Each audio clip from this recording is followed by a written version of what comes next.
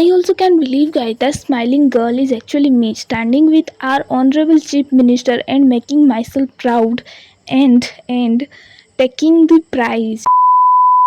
So yeah, hello guys, ମୁଁ ହଉଛି ଲିପି ଆଉ ମୁଁ କେଉଁଝରରେ ରୁହେ। ଆପଣମାନେ ପକ୍କା ଏଇ କନଫ୍ୟୁଜନରେ ଥିବେ ଯେ ମୁଁ ଏଇଠି କେମିତି ପହଞ୍ଚିଲି ଏଣ୍ଡ ସିଏମ୍ ସାର୍ଙ୍କ ହାତରୁ ପ୍ରାଇଜ୍। ସୋ ଚଲୋ ଗାଇସ୍, ମୁଁ ଆପଣମାନଙ୍କୁ ମୋ ଷ୍ଟୋରିଟା କହୁଛି। ଏଇଟା ଷ୍ଟାର୍ଟ ହେଲା 30th ଏପ୍ରିଲ 2ଟା ବେଳୁ। ମୋତେ କଲ୍ ଆସିଲା ଓଡ଼ିଆ ପକ୍ଷ ତରଫରୁ ଯେ you got selected on the ପ୍ରବନ୍ଧ। ସୋ ୟା ଗାଇସ୍, ଆପଣମାନେ ଯେମିତି ଲାଷ୍ଟ ବ୍ଲଗ୍ରେ ଦେଖିଥିଲେ ଯେ ମୁଁ ଆସିଥିଲି ଭୁବନେଶ୍ୱର ବିଜେବି କଲେଜକୁ ପ୍ରବନ୍ଧରେ ପାର୍ଟିସିପେଟ୍ କରିଥିଲି।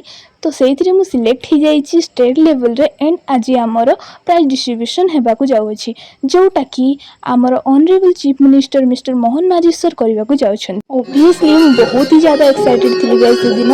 ତ ଆମେ ଆସିକି ପହଞ୍ଚି ଯାଇଥିଲୁ OUAT କଲେଜ ଭୁବନେଶ୍ୱରରେ। ତାପରେ ଆମେ ପହଞ୍ଚିକି ହିଁ ହଲ୍ ପଟେ ପଳେଇଥିଲୁ ଏଣ୍ଡ ଷ୍ଟାର୍ଟ ହେଇଥିଲା କାର୍ଯ୍ୟକ୍ରମ, ଯେଉଁଥିରେ ଓଡ଼ିଶାର ଫେମସ୍ ସିଙ୍ଗର୍ସ ଆସିଥିଲେ ଏଣ୍ଡ ସେଠାରେ କଳାକୁ ଦେଖେଇଥିଲେ। ତାପରେ ଆମେ ପଳେଇଥିଲୁ ପଣା ପିଇବା ପାଇଁ, ବିକଜ ସେଦିନ 14 ଏପ୍ରିଲ ଥିଲା, ଦ୍ୟାଟ୍ ଇଜ୍ ଆର ପଣା ସଂକ୍ରାନ୍ତି। ସେଥିପାଇଁ ସ୍ପେଶାଲ ପଣା ପିଇବାକୁ ପଳେଇଥିଲୁ। ତାପରେ ଆମର ନୃତ୍ୟ କାର୍ଯ୍ୟକ୍ରମ ଆରମ୍ଭ ହେଇଯାଇଥିଲା। ଏହିସବୁ କାର୍ଯ୍ୟକ୍ରମ ମଧ୍ୟରେ ସେଠାରେ ପହଞ୍ଚି ସାରିଥିଲେ ଆମର ଲୋକପ୍ରିୟ chief minister mister Mohan Charan Majhi ସର୍। ଦେନ୍ ଆମର ଚାଲିଥିଲା ପ୍ରାଇଜ୍ ଡିଷ୍ଟ୍ରିବ୍ୟୁସନର କାର୍ଯ୍ୟକ୍ରମ, golden chapter of my life book guys, ଯେଉଁଟାକି ମୁଁ କେବେ ମଧ୍ୟ ଭୁଲି ପାରିବିନି। ଆମ ସିଏମ୍ ସାର୍ଙ୍କ ପାଖରୁ ପ୍ରାଇଜ୍ ନେଇଥିଲି ବୋଲି ଏଇଟା ମୁଁ କେବେ ବି ଭୁଲି ପାରିବିନି।